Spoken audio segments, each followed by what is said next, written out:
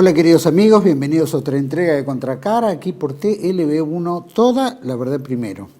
Como siempre agradecemos profundamente a todos los que difundan este programa, los que nos acompañan, los que nos siguen y por supuesto nuestro agradecimiento a todos los que colaboran económicamente con TLB1 para que podamos llevar, como siempre lo hacemos, toda la verdad primero, a todos ustedes. Tenemos diferentes plataformas en las cuales la gente puede colaborar, así que esperamos el aporte de ustedes para poder continuar haciendo nuestra labor tan importante en lo que es esta batalla cultural. Estamos transmitiendo a través de nuestra página web, que es www.canaltlb1.com, y debajo de este programa todas las redes sociales en las cuales nos comunicamos. Como siempre hacemos, ponemos este programa bajo la protección y advocación de la Virgen de Guadalupe, Reina y Señora, Emperatriz de América, que nos guíe, nos ampare, nos proteja, ¿no?, en este mundo adverso y complejo, que encontremos el camino del bien, la verdad y la belleza, que es la lucha que llevamos adelante todos los argentinos. Programa de hoy, vamos a tocar un tema que tiene que ver con el conflicto armado llevado a cabo en 1982 en Malvinas, ¿no? No solo el hecho en sí, que es una gesta heroica, una gesta destacable de la Argentina, enviando a sus hombres para la defensa de nuestra soberanía, de nuestro territorio, nuestro legítimo derecho, tanto histórico, geográfico como político, de lo que significan las Islas Malvinas para nosotros.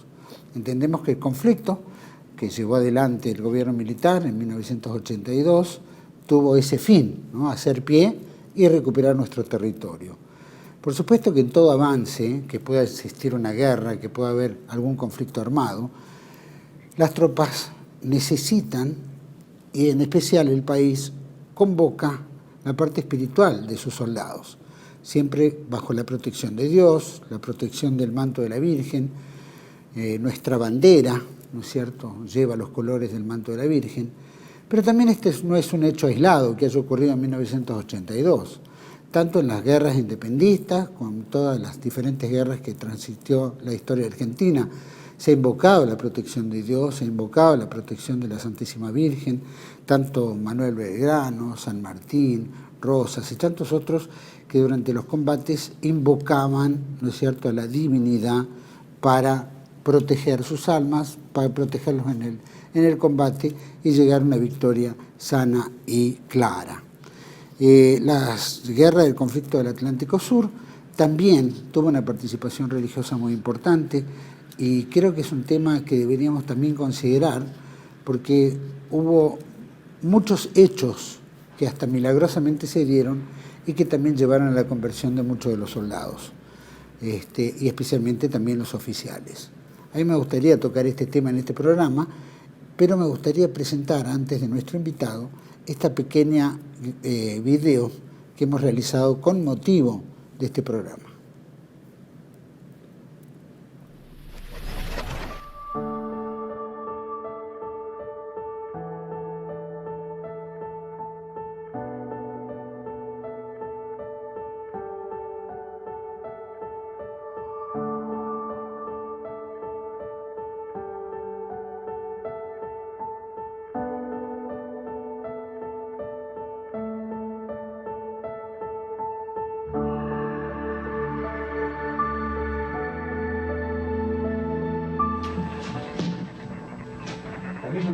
Acompañan comandos seguidos unos formados sin hora.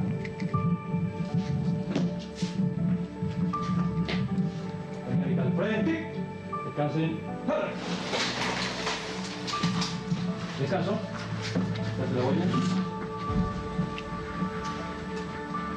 La bandera es apuntada con la Pensamiento, palabra, obra y omisión. Por mi culpa, por mi gran culpa.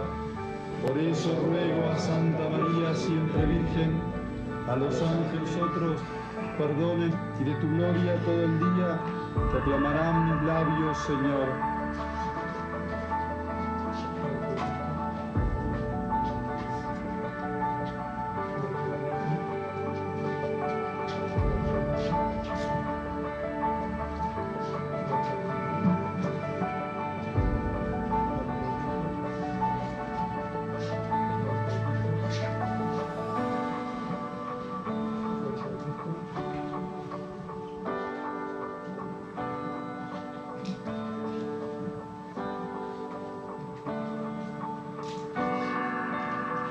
Señor, Dios de los ejércitos, bendice esta bandera nacional, símbolo de la patria, que contiene los colores del manto inmaculado de tu madre, para que se levante airosa y sea el símbolo de la victoria. Y aquí, en este contexto, debemos bendecir todo, debemos sacralizar todo, debemos ordenar todo, porque la patria también es creación de Dios, como lo es el hombre, y también la patria tiene como fin último a Dios. Teniente Nadón, le entrego esta bandera de guerra para que nos lleve a la victoria, con la protección de Dios nuestro Señor y de la Santísima Virgen. Lo comprometo delante de sus camaradas y delante de nuestros amigos aquí presentes a que la lleve a ondear en lo más profundo del dispositivo del enemigo, para que se cumpla aquello de que no hay mayor amor que el que da la vida por sus compatriotas. A la bandera de guerra. Izquierda. Bandera, saludo. Una. Marca. Fundación del Chamar. Frente. Para.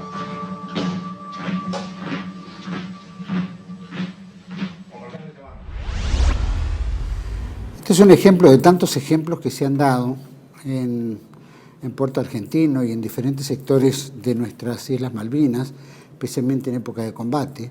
22 sacerdotes castrenses han participado en el conflicto bélico, han acompañado espiritualmente a toda la tropa, muchos de ellos dominicos, salesianos y otros sectores. Nosotros hemos tenido la oportunidad hace varios años atrás de entrevistar al padre Vicente Martínez Torrens, ¿no? Uno de los capellanes que había participado también y había tenido un rol también muy importante, especialmente en lugares de conflicto, ¿no? Donde se llevó a cabo la guerra puntualmente.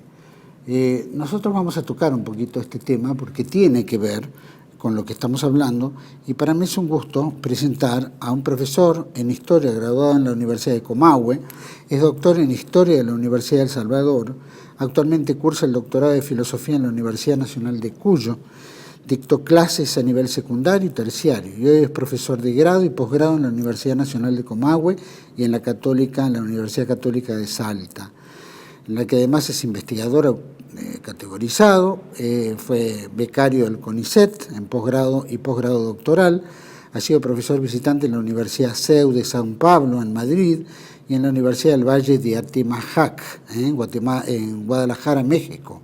Es miembro del Instituto Hugo Wast, del Centro de Estudios Históricos Enrique Díaz Araujo.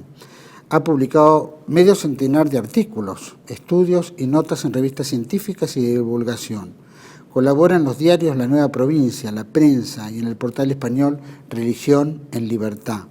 Ha publicado los libros 3 ensayos de historia indiana, El escándalo de la niñez, Los ataques a la infancia según 4 pensadores católicos, también un diccionario de autores católicos de habla hispana, con mención, con una faja de honor de Leonardo Castellani, y de la exposición del libro católico en el 2014. Y Ernest Psichari, biografía de un centurión, en el 2016. Asimismo ha prologado el libro de Jordán Abud, Nosotros los discapacitados, una aproximación clínica, antropológica, ética a la discapacidad, y ha sido prologado por Nicolás Casanseu, La Malviniada, historia de amor y coraje en la guerra del Atlántico Sur. Y su última obra, que le ha presentado, se llama El altar y la guerra. Si tenemos ahí en pantalla, El altar y la guerra.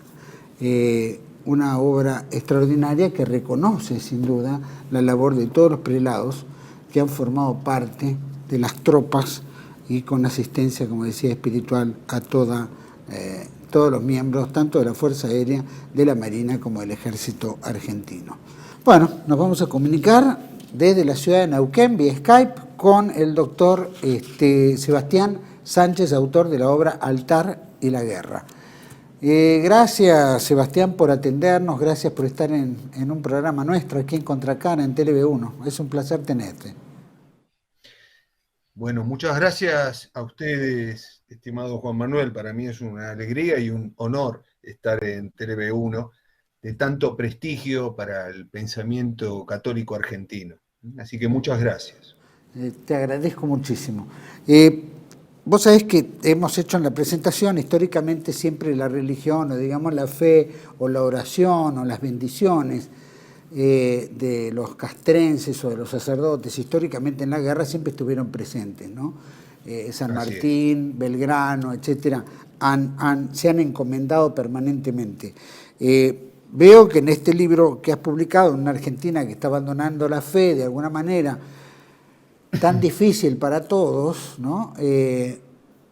Has rescatado una parte importante de lo que ha sido la guerra de 1982 en el Atlántico Sur, la defensa de nuestro legítimo territorio, ¿no?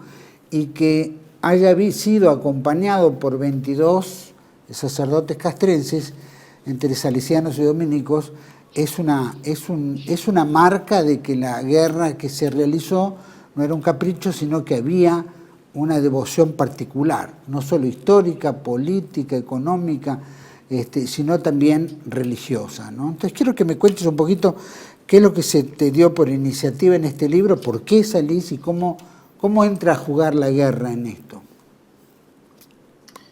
Bueno, en realidad el origen del libro responde a dos cuestiones. En principio, una histórica, pero de la historia personal. Hace muchos años, mi mamá me obsequió un libro que me impactó hondamente, que es Dios en las trincheras, del padre Martínez Torrens. Destacado, distinguido capellán castrense en esos días malvineros. Y ese libro me obsequió mi madre, diría unos 15, 17 años atrás. Bueno, me hizo pensar en la necesidad de escribir algo sobre los capellanes. Andando el tiempo, luego de haber escrito algunas otras cosas no vinculadas a Malvinas, decidí poner manos a la obra por la segunda causa que me llevó a escribir este libro, y es el hecho de que de Malvinas se ha escrito mucho, gracias a Dios, se sigue escribiendo mucho. Todos los años salen una ingente cantidad de libros sobre Malvinas, pero pasados 40 años no se ha justipreciado la tarea de los capellanes en la gesta. 40 años sin que se haya escrito un libro, un estudio serio, concienzudo, referido a la gesta dentro de la gesta de nuestros capellanes en esta guerra justa que libramos en 1982. Así que, puesto a reconocer esa deficiencia, esa indigencia de estudios específicos sobre nuestros capellanes, me puse en la tarea. Tarea difícil, en gran medida porque cuesta mucho, me costó mucho encontrar información, material respecto de nuestros capellanes. Y esto, Juan Manuel, me llevó a una primera reflexión mientras realizaba la tarea de investigación y luego de redacción. Y la primera conclusión es que los capellanes cayeron en la bolsa de la desmalvinización. Cayeron en el olvido. Por varias razones. Pero además cayeron en el olvido, no solamente del Estado, digámoslo así, que durante largos años planteó como política la desmalvinización, sino cayeron en el olvido para la propia Iglesia, para la propia jerarquía eclesial. Uno de los primeros lugares, claro está, a los que me remití, a los que me dirigí para encontrar material para trabajar sobre los capellanes, fue el obispado castrense. y apenas tiene algunas notas, ¿no? Alguna información muy, pero muy acotada, y no de todos los capellanes que estuvieron allá. Y teniendo, como tenemos los argentinos, varias universidades católicas, una incluso pontificia, en 40 años no se estudió seriamente, no la intervención de los capellanes, no lo digamos así, sino la participación de la propia Iglesia de Cristo en la gesta esencialmente católica y mariana, como fue la gesta de Malvinas. Ya no es la reseña de una tarea particular, personal, individual, sino una reseña al principio, al menos debería ser institucional. Bueno, eso tampoco estuvo. De manera que este ominoso silencio respecto de nuestros capellanes debía ser reparado. Y humildemente, no lo digo, bueno, después de mí, la nada, no digo, bueno, humildemente había que ponerse en la tarea y de ahí el resultado de este libro. Sin embargo, hay una cosa que usted me decía, Juan Manuel, y que es muy importante. Por eso yo, en la primera parte de mi libro, lo que hago es señalar que en realidad Malvinas es un hito más en una larga cadena de tradición, en una tradición guerrera argentina, que se ha caracterizado además por la asistencia en todas nuestras guerras, en todas y cada una de nuestras batallas, por la asistencia de capellanes castrenses. Es decir, la Iglesia ha estado siempre en las guerras justas argentinas. Y aquí una breve acotación, entre paréntesis, también las injustas, ¿no? Porque bueno, en la Triple Alianza también hubo dignísimos capellanes castrenses.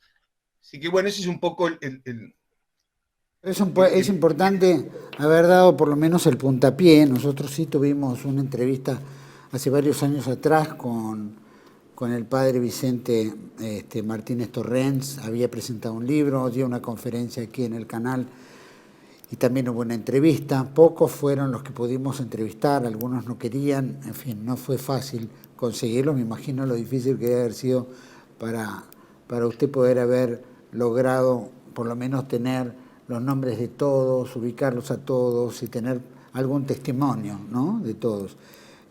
Probablemente sea el puntapié de que muchos ahora empiecen a escribir, empiecen a hablar, ¿no?, empiecen a decir, porque también hay hechos muy particulares que solamente ellos son conscientes a través, sea de la confesión o de la oración, ¿no es cierto?, o de los frentes de combate. Sí, tenemos el insoluble problema de que solo nos queda un capellán, que es el padre, perdón, nos quedan dos capellanes. El padre Martínez Torrens, que vive aquí cerca de donde yo resido, vive en la ciudad de General Roca.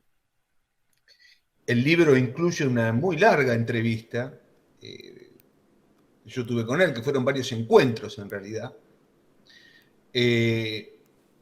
Y después también vive, bueno, se murió en diciembre del año pasado el padre Maffesini, a los 95 años de edad, capellán naval, fue capellán mayor de la Armada, el primer sacerdote que arribó a las islas el 2 de abril, fue el padre Maffesini. Y murió ya muy anciano, dejó la capellanía mayor porque era muy amigo de Monseñor Baciotto. Entonces él también sufrió el escarnio y la persecución por ser amigo nomás de Monseñor Baciotto, después de que el kirchnerismo avanzara tan vilmente sobre Monseñor. Así que murió, no diría en el olvido, pero sí, digamos, bastante olvidado. Sin duda. Y todos los demás capellanes han fallecido. De manera que, bueno, algunos, el padre Maffesini, el padre Martínez Torrens, y un sacerdote extraordinario, un teólogo de finísima pluma, que usted lo debe recordar, que es el padre Renaudier de Paulis, sí. Dominico. Ellos tres escribieron sendos diarios de guerra. De manera que ese testimonio escrito fue una fuente primordial, ¿no? para la tarea. Pero muchos otros, que digamos, entre los capellanes hubo dominicos, hubo salesianos, hubo un sacerdote, un monje benedictino, y hubo sacerdotes del clero secular. Algunos de ellos, sencillos párrocos patagónicos, que volvieron a sus destinos, volvieron a sus parroquias, y mucha gente, muchos de sus feligreses se enteraron al morir el sacerdote que había estado en Malvinas. No fue un solo caso, fueron varios. Otros, como el padre Martínez Torrens, el más conocido, llevan 41 años de magisterio malvinizador. Por eso, digamos, uno los conoce. Ahora el padre Martínez Torrens acaba de sacar otro libro, que es 649 héroes, donde se detiene en una breve biografía de cada uno de los veteranos caídos, ¿no? De cada uno de los soldados caídos. Así que, bueno, es muy interesante acercarse a esto. En tu libro juntás más anécdotas. ¿Tuviste oportunidad de tener anécdotas de la mayoría o de algunos antes que fallecieran? Sí, ¿O los testimonios vienen por parte de soldados, oficiales? ¿Qué nos podés decir? El libro cuenta con una larga entrevista, como le comentaba, una larga entrevista al padre Martínez Torrens. Después hay otros testimonios de otros capellanes, pero no directamente a mi persona, sino testimonios hallados en libros o en artículos, ¿no? Como una cosa tangencial, no libros o artículos que hayan hecho de la tarea de los capellanes al núcleo, ¿no? Y después los testimonios de quienes los conocieron, quienes con ellos rezaron el rosario, quienes asistieron a la Sagrada Misa, a la Santa Misa, en distintos lugares de las islas. De manera que hay muchos testimonios sueltos, dispersos, en relación a los capellanes. Y en relación a algo que en realidad los abarca a los capellanes. Y es el hecho de que Malvinas fue esencialmente una gesta católica y mariana. Y ese es un rasgo esencial de nuestra gesta. Es un rasgo esencial.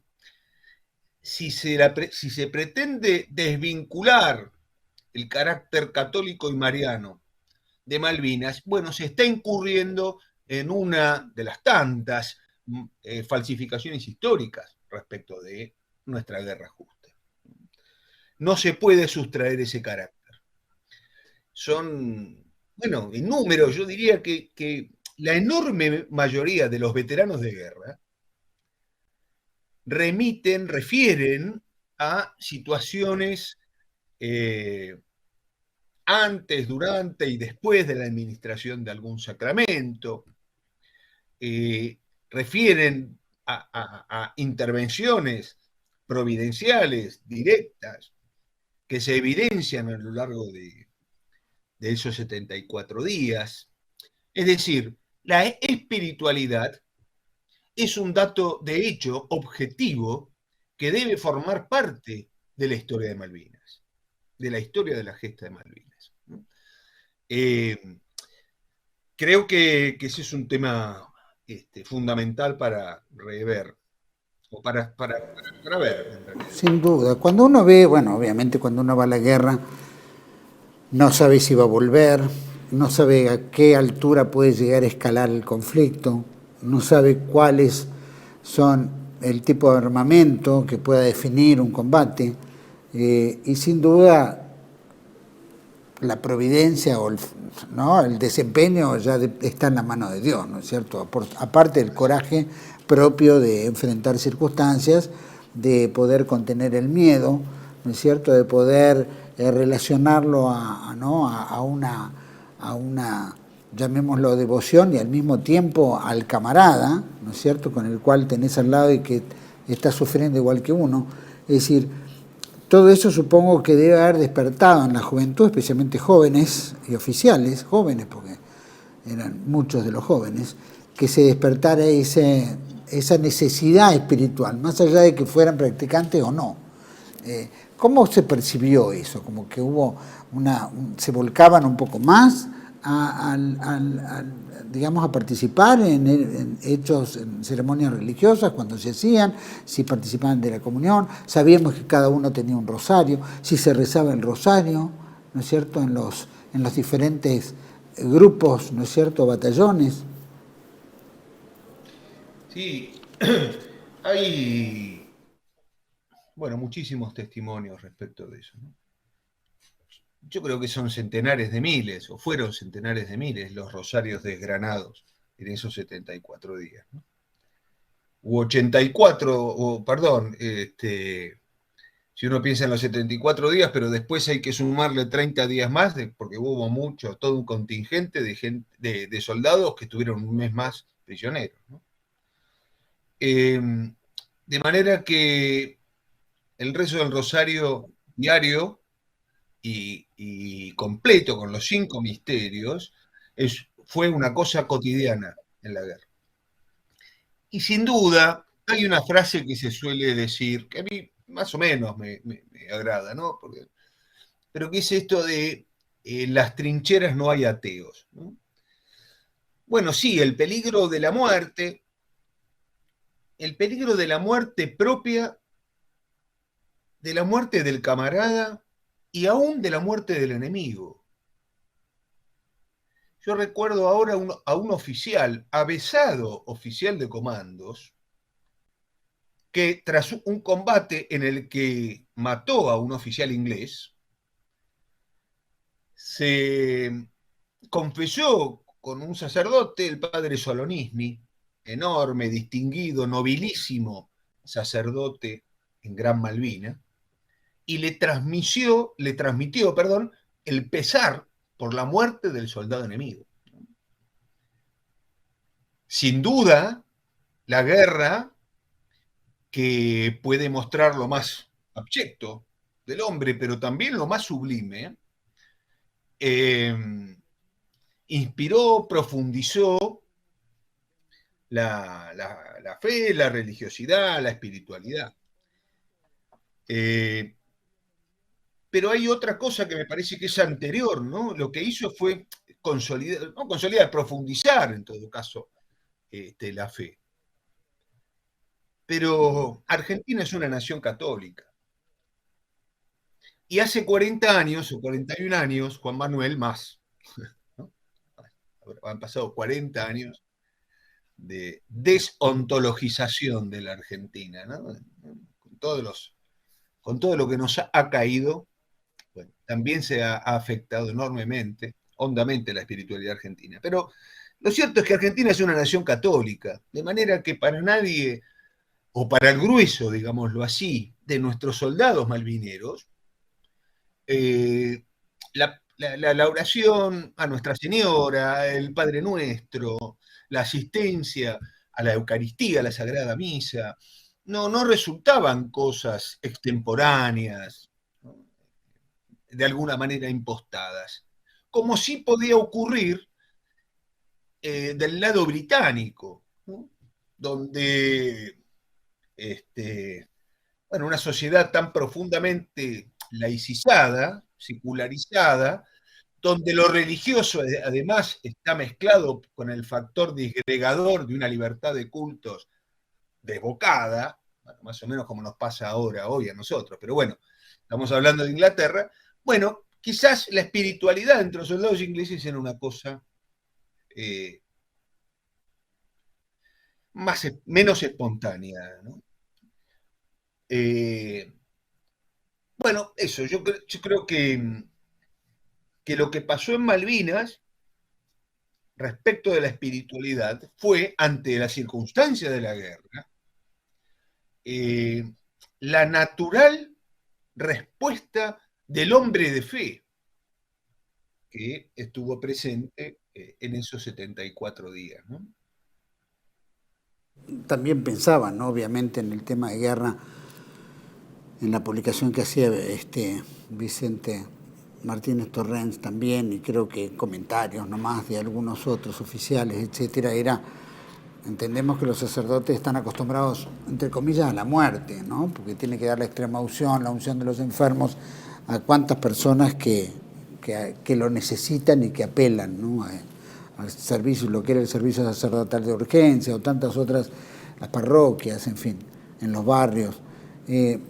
¿Cómo se daba en este caso cuando había un conflicto a distancia y el soldado, bueno, termina herido o tal vez mutilado o muerto, ¿no es cierto? ¿Cómo llegaba el sacerdote a esos puntos como para poder ofrecer la extrema unción y dejarlo bien morir, ¿no?, ayudarlo bien morir al soldado? Bueno, es muy, muy importante, muy interesante la pregunta.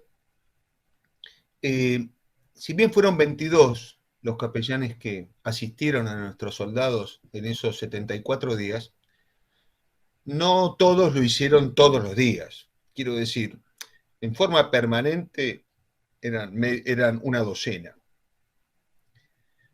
Muy, pero muy, muy pocos, teniendo en cuenta que en Malvinas hubo casi 11.000 soldados.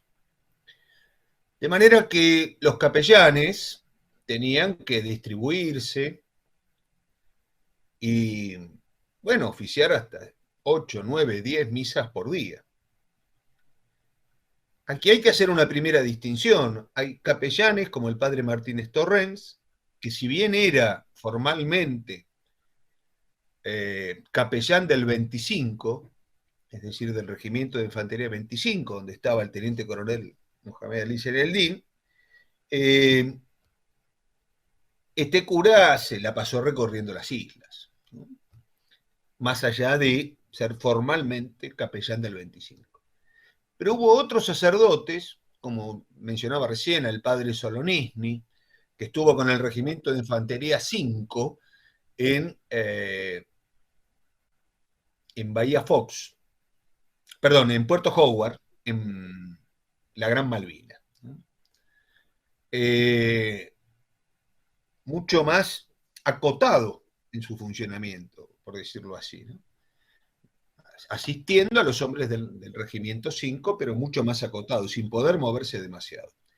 Y hubo otros sacerdotes, pienso ahora en el padre Dante Vega, que tuvieron por destino principal el Hospital Militar de Puerto Argentino. O el padre Mora, enorme, distinguidísimo sacerdote, que estuvo en el Hospital Militar en Prado del Ganso, y que fue el último hombre que aleccionó y rezó junto al teniente Roberto Esteves antes de que éste partiera al combate y allí encontrara la muerte heroica, ¿no? Y pienso ahora en el padre, particularmente en el padre Dante Vega, porque le tocó a él recibir el caudal que hace los últimos días en Malvinas fue muy grande, el caudal de soldados heridos, mutilados, que fallecieron frente a él. Y es cierto lo que usted dice, el sacerdote está de algún modo acostumbrado a la muerte. El sacerdote ayuda a bien morir. El sacerdote contribuye en la agonía, en la lucha del moribundo. Pero también es un hombre. Y todo ese caudal de dolor y de muerte juvenil afectó particularmente a algunos de nuestros sacerdotes. Y pienso ahora en el padre Vega. Y aquí hay una cosa interesantísima. El padre Martínez Torrens, que iba y venía y predicaba y administraba sacramentos por todos lados, en todas las unidades, todas las noches, al ver que el padre Dante Vega estaba muy afectado por los soldados heridos o muertos, todas las noches el padre Martínez Torrens se hacía de un ratito para ir a ver al padre Vega, rezar con él, acompañarlo. Bueno, no sé si eso responde a la pregunta, ¿no? Pero... Por supuesto. No, por supuesto que responde la pregunta y el dolor que debe haber sido, sin duda. Supongo que ya te lo había preguntado antes, pero debe haber gestado en las circunstancias conversiones, ¿no es cierto? O milagros, no sé, cada uno debe haber tenido seguramente un milagro particular, ¿no? Que voló una bala cerca y lo pudo haber agarrado, que le dio en la pierna y no le dio en la cabeza, que de repente podía haber una emboscada y pudieron deshacerse. Es decir, hay muchos hechos, cuenta Vizoso Pose también, un mayor veterano de guerra de Tucumán, ¿no es cierto?, que él decía que había que pelear hasta el último suspiro, porque en el último respiro, el último suspiro, todavía las cosas pueden cambiar, ¿no es cierto?, y la victoria se puede dar. Entonces, el espíritu de pelea, el espíritu de combate, obviamente está ungido de una gran devoción y esperanza, ¿no? Y la esperanza obviamente marca el camino del coraje y probablemente el logro, ¿no es cierto? En este aspecto preguntaba, ¿no?, porque hay hechos múltiples, algún hecho múltiple que hayan contado, y particularmente en el espectro de conversión, ¿no es cierto?, porque había gente que no era católica o no eran practicantes, más allá de que la patria argentina es católica, ¿no es cierto? ¿Cómo se daban esas circunstancias? Sí, así es. Bueno, milagros hubo muchos. Usted mencionaba al por entonces teniente primero Vizoso Pose, que es uno de los milagros más evidentes, ¿no? Esa bala de fusil que recorre toda la espalda y aflora en su cuello y se funde con una de las cuentas de su rosario. Sin duda, milagros hubo muchos. Pienso ahora, recuerdo en el momento de la consagración de la Santa Misa que estaba oficiando el padre Martínez Torrens. Venía un avión inglés, pero por la espalda, digamos, con la orientación a espaldas de los soldados. Pero el padre Martínez Torrens lo vio venir. Entonces ordenó rodilla en tierra, pero para protegerse del bombardeo. Y los soldados entendieron que era por la devoción por el momento de la consagración, ¿no? Y el avión regó de proyectiles y no tocó a ningún soldado. Milagros hubo muchos, Y también el milagro de las conversiones, como usted señalaba. Hubo no pocas conversiones. Recuerdo ahora una en particular de un soldado evangélico, creo que era pentecostal,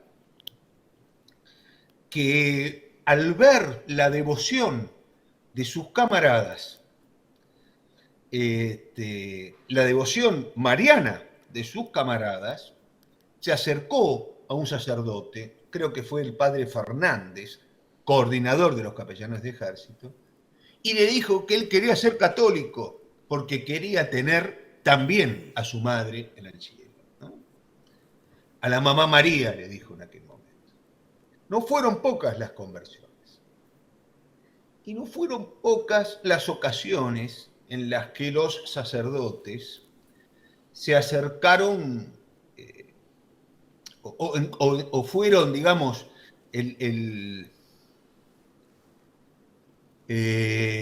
la persona en quienes los soldados depositaron sus miedos, sus angustias. Hay un dato que es muy importante, Juan Manuel. Ningún soldado argentino se suicidó durante la guerra. Sí, después de la guerra, lamentablemente, y lo sabemos, y en gran cantidad, ¿no? Pero digo esto porque recuerdo una ocasión que narra el padre Martínez Torrens de un soldado que salió desesperado de un pozo de Zorro, corriendo hacia él, inconsolable, y entre sollozos diciéndole que había estado a punto de pegarse un tiro, pero en ese momento escuchó la voz del cura, dejó el fusil y salió al abrazo del sacerdote. Y esto tiene dos, digamos, perspectivas. Una, la sobrenatural, la providencial, ¿no? Y la otra, también podríamos decir providencial, como todo es gracia, ¿no? Pero la otra es lo que hizo el sacerdote después, ¿no? Que lo acogió en su seno, lo cuidó, le pidió a los oficiales que comandaban a este soldado que le asignaran tareas más administrativas. Lo tuvo un tiempo con él hasta que el soldado se recompuso y volvió a su posición para participar de la batalla. Por supuesto, en mi libro solamente se espigan algunos de estos testimonios trascendentes, ¿no? Pero hay muchísimos más. Claro, debe haber miles que nunca los han contado o los han contado en privado, nunca lo han plasmado en ningún lado, ¿no? O los han contado a sus camaradas. Es muy probable. Exactamente. Sebastián, le propongo, vamos a ir a un pequeño corte, volvemos enseguida. Me gustaría que vayamos analizando este tema, ¿no? Un poco la guerra y la fe, ¿no? Nuestros países siempre nos hemos encomendado para ir a la guerra, ¿no? Lo había dicho, nosotros somos obviamente una nación mariana, pero a veces nos enfrentamos también con otra nación mariana, ¿no es cierto? Y no quiero decir como decían los sarracenos, que venían los árabes y los molían a palos y les decía que Dios está con los buenos, con los malos cuando son más que los buenos. Pero bueno, ¿dónde radica Dios en estas dos partes? Si va por el número, la fuerza o la fe. Vamos a un pequeño corte y volvemos enseguida con el doctor Sebastián Sánchez desde Neuquén sobre el altar y la guerra. Ya volvemos.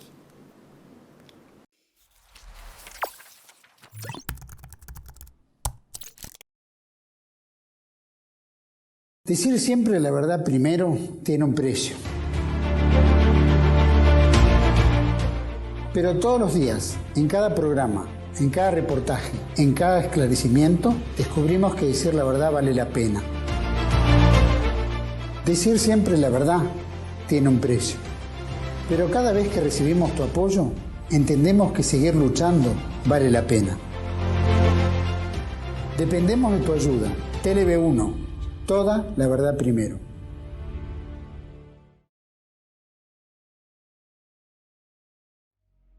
Dominium Mundi, del Génesis al Gobierno Mundial, de Samuel Cruz, una monumental obra en la que se devela que el proyecto político del gobierno mundial se remonta a épocas tan antiguas como el propio Génesis, el Templo de Salomón, Alejandro Magno y el Imperio Romano, historias que tienen en común su temprano interés por el control del dinero, de las armas y de la narrativa, las herramientas predilectas de las élites dominadoras para moldear a las masas y llevarlas a aceptar una autoridad mundial.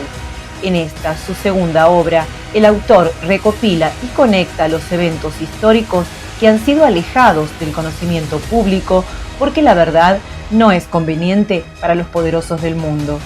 Dominium Mundi, del Génesis al Gobierno Mundial, disponible en Amazon en formato físico y Kindle.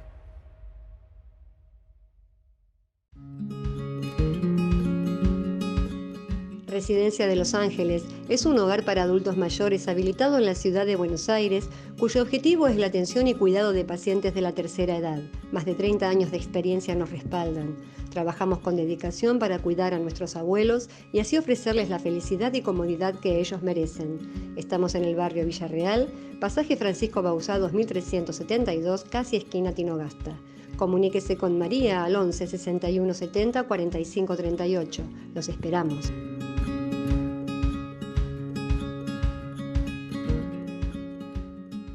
Bueno, estamos en este segundo bloque entrevistando al doctor Sebastián Sánchez, escritor del Altar y la Guerra, y había quedado pendiente en el bloque anterior, medio una pregunta no tan simpática tal vez, pero bueno, hay dos países que son ambos marianos, puede ser Argentina, Chile, puede ser, ¿no es cierto?, con Paraguay, como ocurrió, o países entre sí, como Colombia, y, no sé, Ecuador y Perú, en fin. Se dan las circunstancias en las cuales son dos países marianos, o dos países religiosos, dos países católicos, que de repente todos invocan a Dios a la guerra, ¿no es cierto? ¿Dios en qué lado está?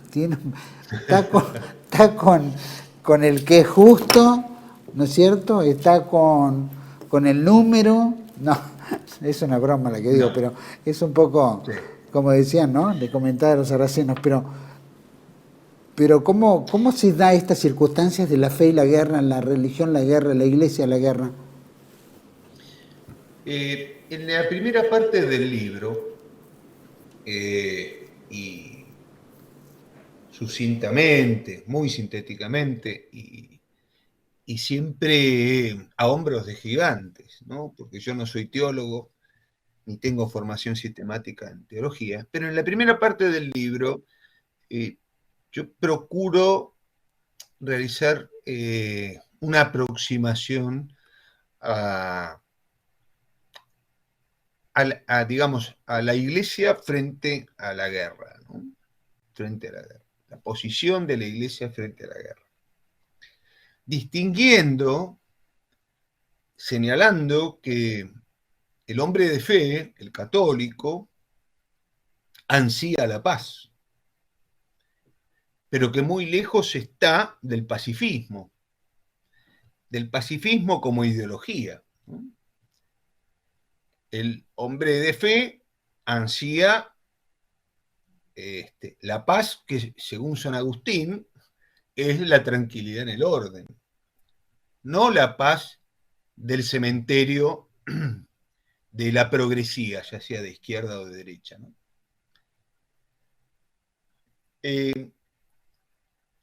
Y sobre esto, y por supuesto, está el magisterio pontificio y está la tradición. Y en el marco de esta última, tenemos, por ejemplo, el pensamiento de Santo Tomás, y más cerca nuestro, el pensamiento de un dominico también, de la escuela salmantina, que fue Fray Francisco de Vitoria. Digamos, precursor, fundador del derecho de gentes, del derecho internacional, ¿no?, moderno, podríamos decir, ¿no? Otra cosa que el mundo occidental moderno le adeuda a la Iglesia. Y lo que señalaba Fray Francisco de Vitoria, entre otras muchas cosas, era la necesidad, también siguiendo, digamos, en la estela de Santo Tomás, de la escolástica, Fray Francisco de Vitoria sería, digamos, la segunda escolástica o la escolástica española. Lo que decía Fray Francisco de Vitoria es que hay causas en la guerra, hay causas para la guerra y, digamos, causas para llevar adelante una guerra esencialmente justa. Y una de esas causas radica en la reparación de la ofensa recibida.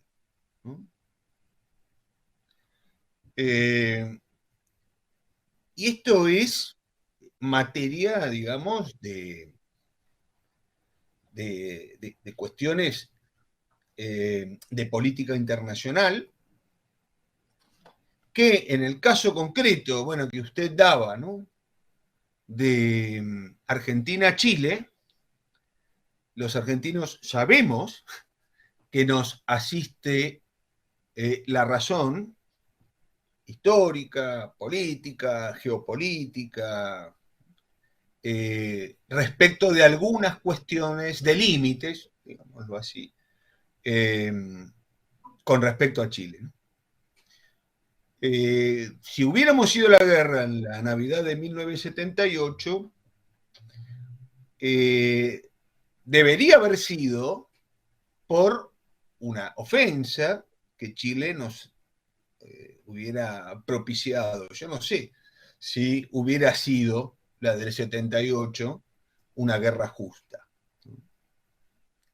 Difícil de razonar eso. Yo sí podría decir, con toda claridad, pero no porque sea particularmente iluminado, sino porque hay maestros que así lo señalan, que nos asiste el derecho en estas múltiples cuestiones de límites con Chile, ¿no?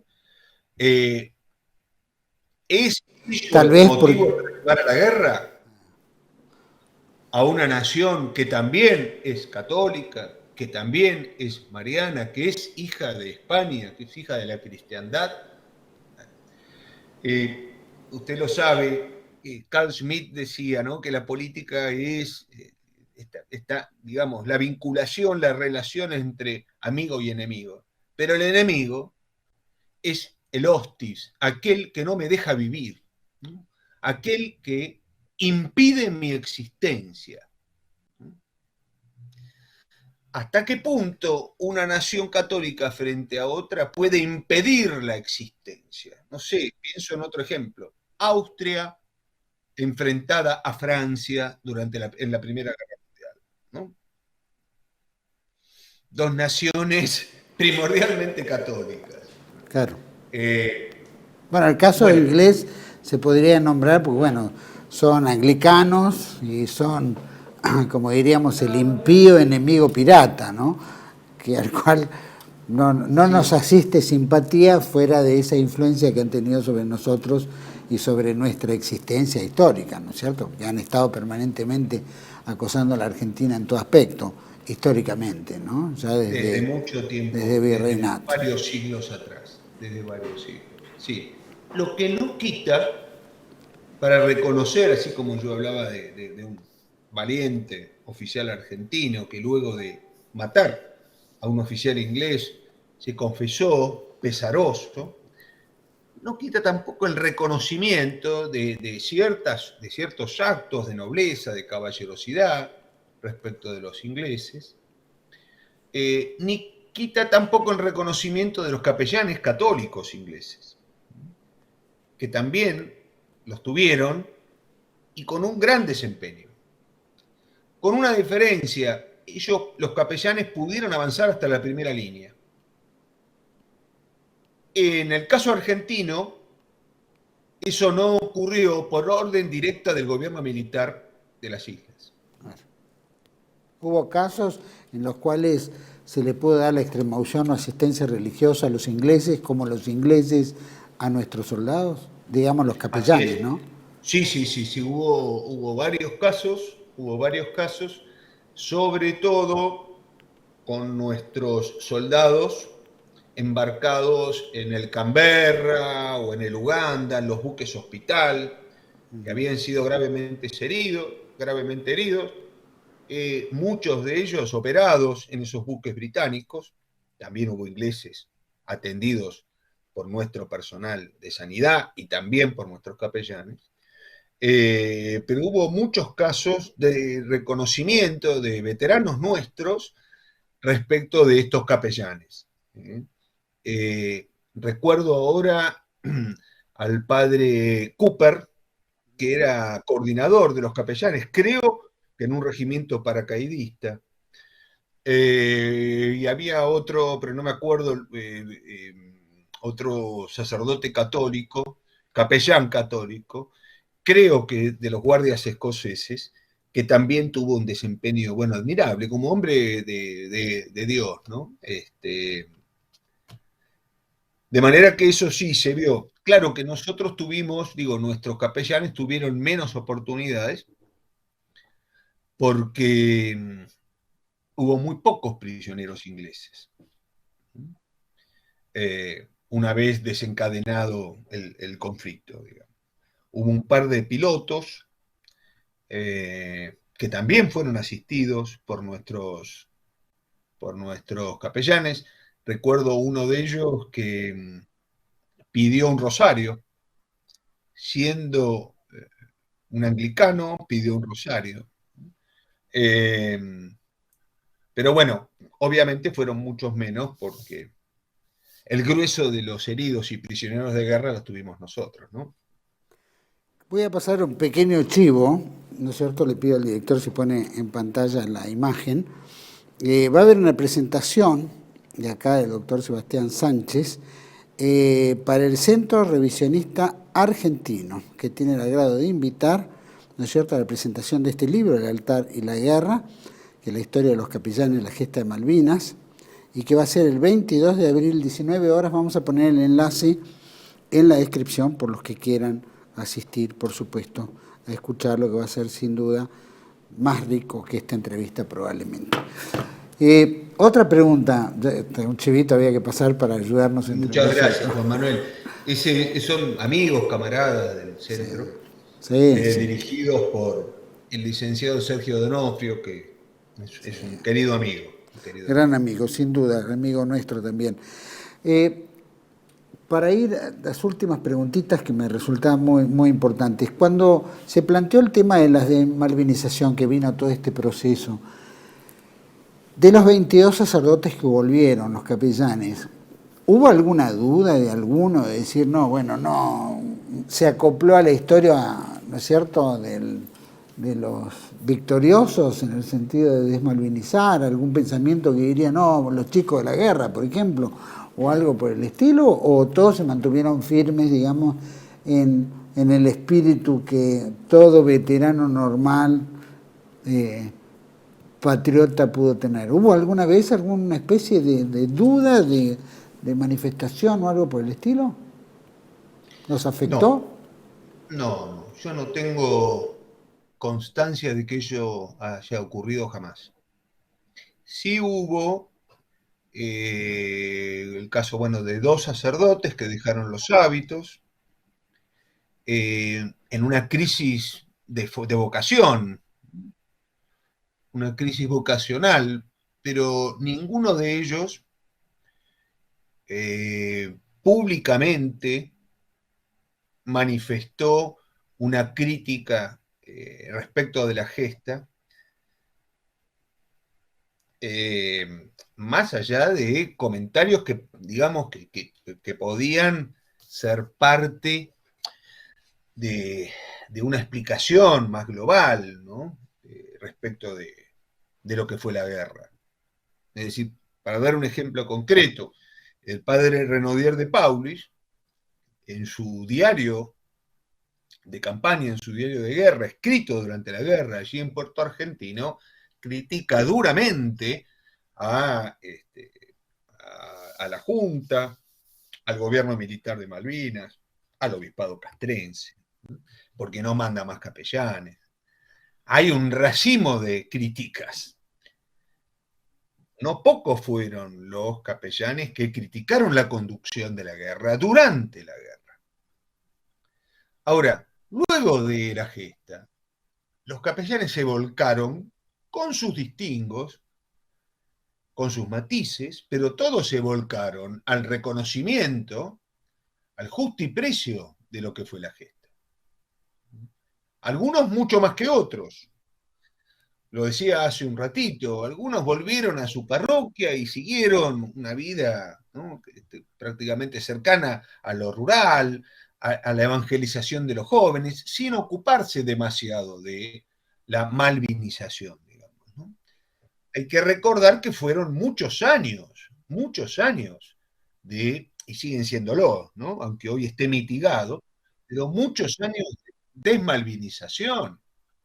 Acá de Alfonsín en adelante, yo diría que hizo un poco antes, ¿no? De la desmalvinización empezó el mismo 14 de junio. Pero particularmente de Alfonsín, el mismo Alfonsín que con algarabía saludó el 2 de abril la recuperación de las islas. Alfonsín, hay que pensar, no sé, en la coordinadora, usted se acuerda, Marcos Aguinis y toda esa gente. Aquí se abatió sobre la Argentina, sobre la historia argentina en particular y sobre la de Malvinas, la historia argentina en general y la de Malvinas en particular, un vendaval de odio, de falsificación, que bueno, que era muy difícil en los años 80, 90, para nuestros veteranos salir a hablar de la gesta. No nos podemos olvidar de eso. Aún hoy, Juan Manuel, la desmalvinización más sutil, más enrevesada, más aviesa, si quiere, sigue campante y rampante. Ahora, esta gente que está en el gobierno saca un DNI nuevo donde pone héroes de Malvinas. Y yo lo hablaba el otro día con Nicolás Casanseu, el distinguido corresponsal de guerra y gran malvinizador. Y se señalaba lo siguiente: si todos fueron héroes, si hacemos esa horizontalización, ¿no?, nadie fue héroe. Si todos fueron héroes, nadie puede ser distinguido por esas virtudes que caracterizan al soldado cuando va más allá del deber. Ni siquiera haber muerto en la guerra implica esa adjetivación, héroe. Eso es una tara ideológica, igualitaria, horizontalista, que apunta al abajamiento. Y otra maldad que hay en esta gentuza. La heroicidad, ¿no es cierto? Eso por supuesto. ¿Cuántos tipos estuvieron en el frente y otros estaban pelando papas en Puerto Argentino? Supongamos, sí, ¿no? Pero es la horizontalidad. La horizontalidad kirchnerista, o esta política de hoy bastarda, que de alguna manera lo mismo habla de 30.000 desaparecidos, donde al final desvanecen a los desaparecidos de verdad, porque si hay 30.000 que no existen, pasa lo mismo en los héroes. Todo el mundo de grado de héroe, como todos son bachilleres, no importa que estudie o no estudie, ¿no? Es la, ¿no?, igualdad para abajo, ¿no? Exactamente. Y eso sin ir en desmedro, sí, de los veteranos, sí, no necesariamente todos tuvieron acciones heroicas, claro, pero muchos tuvieron abnegación, sacrificio, responsabilidad, compromiso con la patria, ¿no?, sin llegar al grado de virtudes heroicas. Pero nosotros entendemos que hay un orden jerárquico. No es que todos héroes. Pero estos miserables, en el DNI incluyen héroe o heroína. Ah, claro. Heroína. Hay documentos que son en realidad 12, porque hubo solo 12 mujeres embarcadas que nunca pisaron las islas, y que hay que reconocer la valía de esas mujeres. Nobles mujeres, instrumentistas quirúrgicas, enfermeras, que pidieron incluso bajar a las islas y no las dejaron. Sí, pero de ahí a establecer grado de heroicidad por que hubo heroínas y héroes, ¿no? O sea, bueno, es más de la maldad. Estamos en la igualdad, la igualdad de género, ¿no? La igualdad de género ya por claro, esa es otra forma aviesa, ¿no? Van encontrando formas aviesas de falsificar, de abajar el sentido de nuestras gestas, para que los argentinos no nos sintamos orgullosos de nada, nos sintamos miserables, ¿no? Doctor, nosotros tuvimos oportunidad de entrevistar una vez a una de las enfermeras que estuvo en el buque Irízar o por ahí, Claro. en Teatro de Operaciones o en las operaciones, efectivamente. Y contó también, por supuesto, le hubiera gustado hacer un poco más, pero bueno, estaba reservada a los hombres. Todavía en aquella época existía el machismo. Doctor, una pregunta última, así como para desasnar, ¿no? En plena guerra tenemos la visita del Santo Padre, ¿no? Juan Pablo II viene a Buenos Aires, después de haber tenido un viaje a Inglaterra, viene a Buenos Aires, se hace una gran misa, obviamente, están los soldados combatiendo en el sur, estamos en una guerra encarnada, ya realmente profunda, sanguinaria, y por el otro lado, en Buenos Aires, llega el Santo Padre, recibido también por la Junta Militar de alguna manera, y hace que todo el mundo grite paz, paz, paz, mientras en el sur estaban peleando. Pregunto, desde el punto de vista obviamente religioso, ¿no es cierto? ¿Fue un error la venida del Santo Padre aquí? Punto 1. Punto 2, ¿qué opinaban los capellanes que se encontraban en el frente de batalla o asistiendo a nuestros muertos frente a la visita del Santo Padre, que en Buenos Aires se decía paz, paz, paz, y seguía la vida como si nada pasara? Bueno, muy importante pregunta, Juan Manuel, y se la agradezco. Fue toda una peripecia la visita del Papa, ¿no? Él había estado antes en Inglaterra, antes de la guerra se había comprometido a ir a Gran Bretaña. Va a Inglaterra y previa a la llegada a la Argentina se había firmado un documento del que participa parte de la cúpula de la Iglesia Argentina y de la Iglesia Británica, propiciando esto de paz, paz, paz, ¿no? El Papa llegó a Buenos Aires el 12 de junio, es decir, 48 horas antes de que terminara el conflicto. El 12 de junio los alrededores de Puerto Argentino eran un infierno. Un combate tras otro. Nuestros soldados estaban allí dejando el pellejo. Y lo que se percibió desde Buenos Aires, desde Malvinas, respecto de lo que pasaba en Buenos Aires, en no poca medida se explicó a partir de un divorcio con respecto a la realidad. Así como hay varios testimonios de veteranos nuestros que en medio de los combates escuchaban por radio Argentina jugando el Mundial de España en el 82, ¿no? Como si tal cosa fuera posible.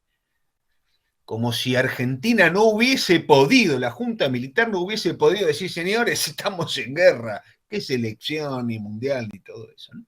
Bueno, del mismo modo, la misma desvinculación o desconexión con la realidad, que si vivía en Buenos Aires, o en gran parte, o en las élites, podríamos decir, de Buenos Aires, así se vivía en Malvinas, ¿no?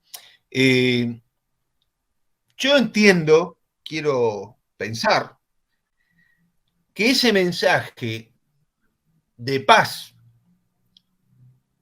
y agrego un poquito el sufijo "ista", ¿no? Como medio pacifista del Papa el 12 de junio, fue más bien interpretado aviesamente por parte de la jerarquía para plantearse así, ¿no? Yo entiendo que el Papa polaco, un hombre que se caracterizó por su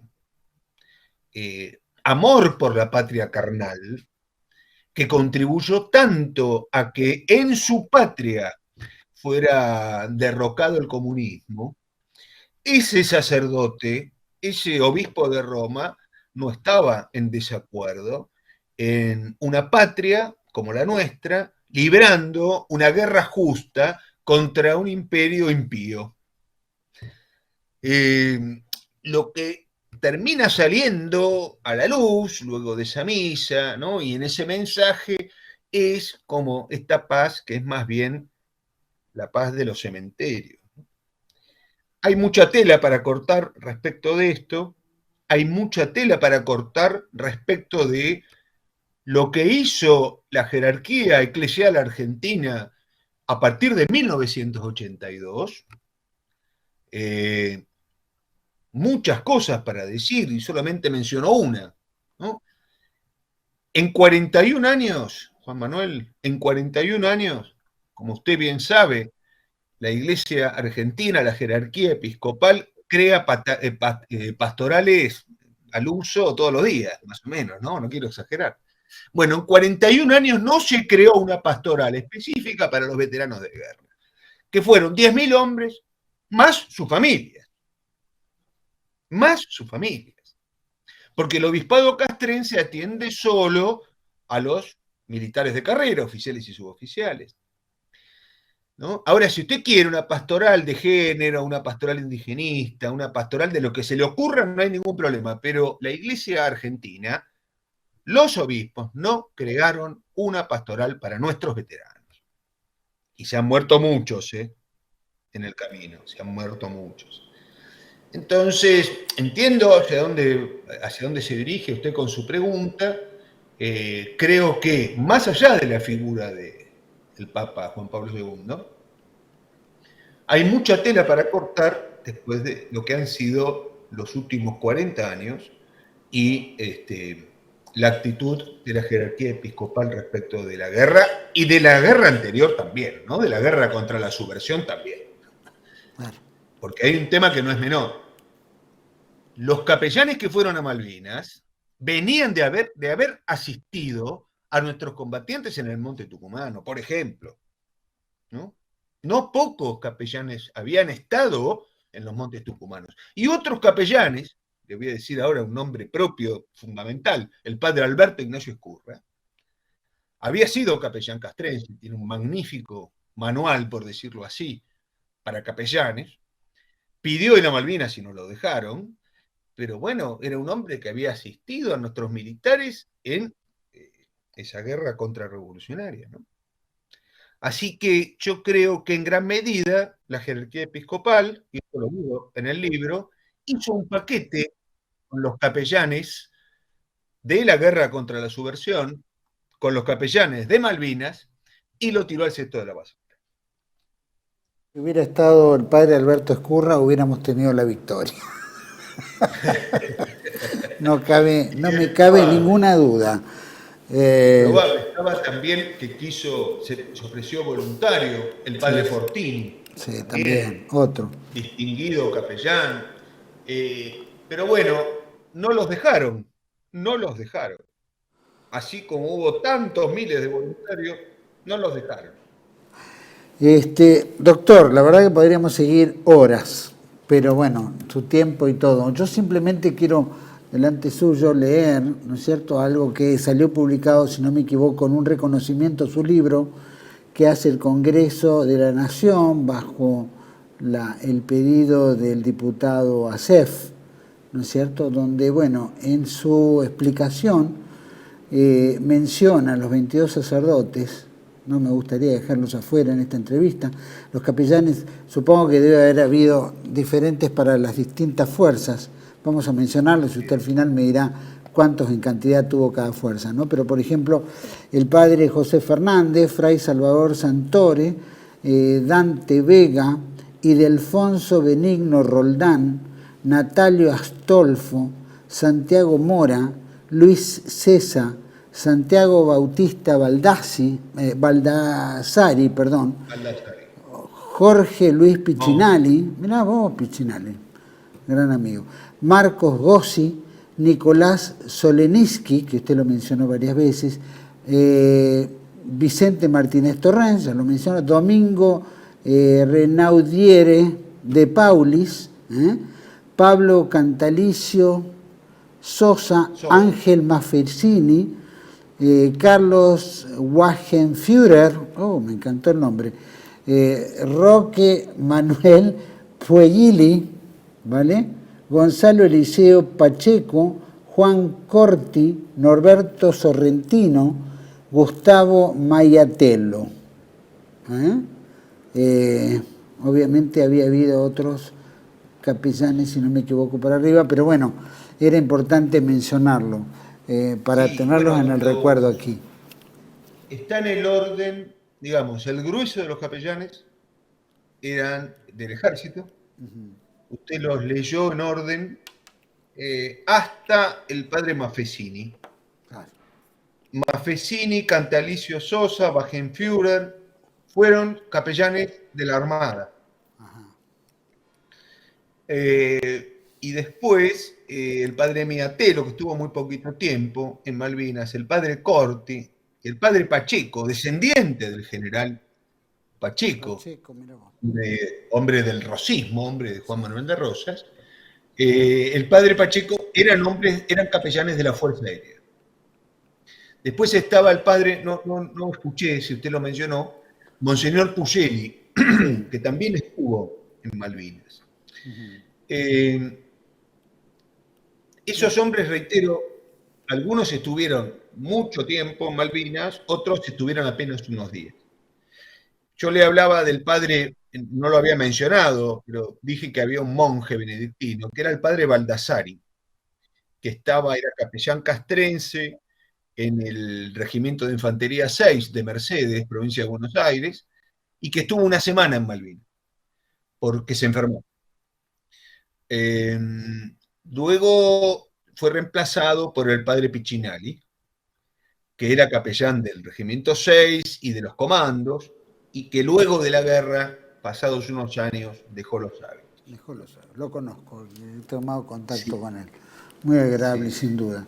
No me quiero olvidar los vicarios castrenses, Monseñor Manuel Medina y el reconocido Monseñor Victorio Bonamín. También fueron dos. Vicarios castrenses, Monseñor Medina prácticamente inauguró su vicariato con la guerra.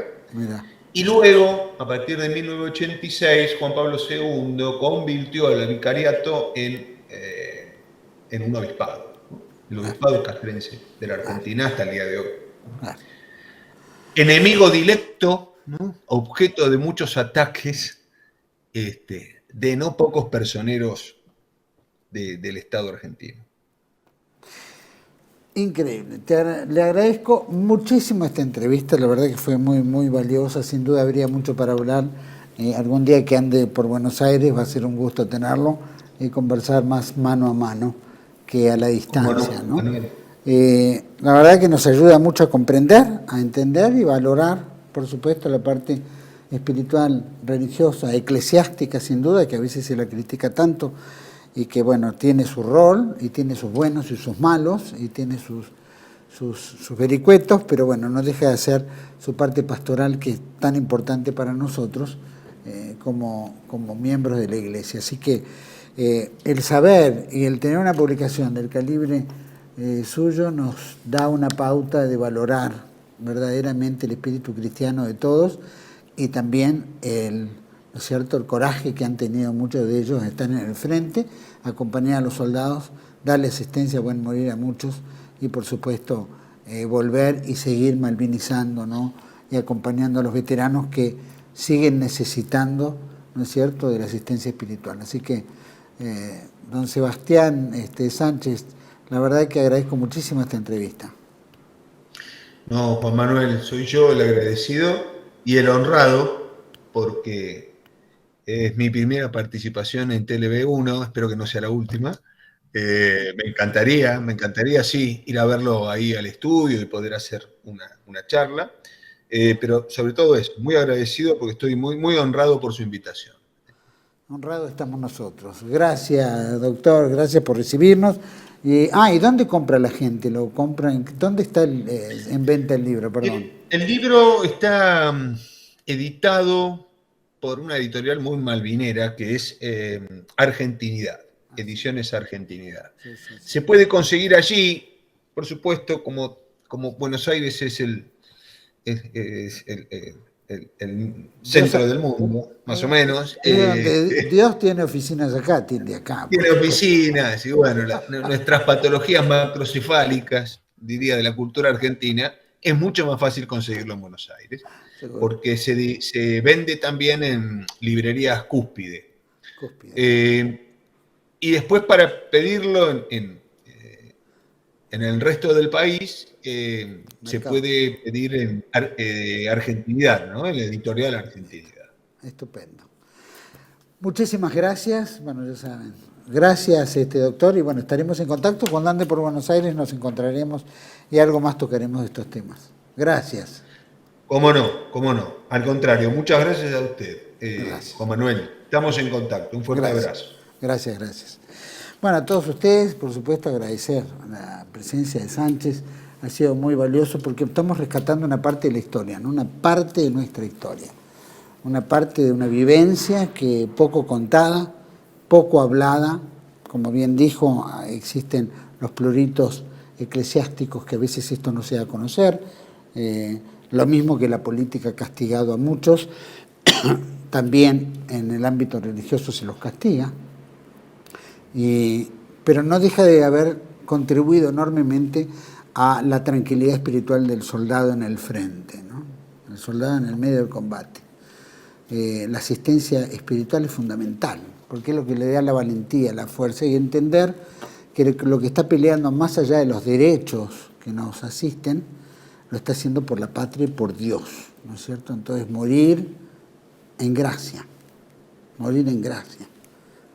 Saber entregar la vida para el más allá, la vida terrenal para la vida eterna. Y cuán gloriosa será esa vida eterna en un hombre que da su vida en defensa de su patria. Esta entrevista ha sido muy valiosa, espero que les haya gustado, ojalá que hay muchísimo más para hablar, pero si hubiera ido Alberto Ezcurra, seguramente el padre Alberto Ezcurra, hubiéramos triunfado en el combate porque el espíritu de darle fuego a los soldados era único. Los espero en otra entrega de Contracara, aquí por Tele B1. Toda la verdad primero. Gracias.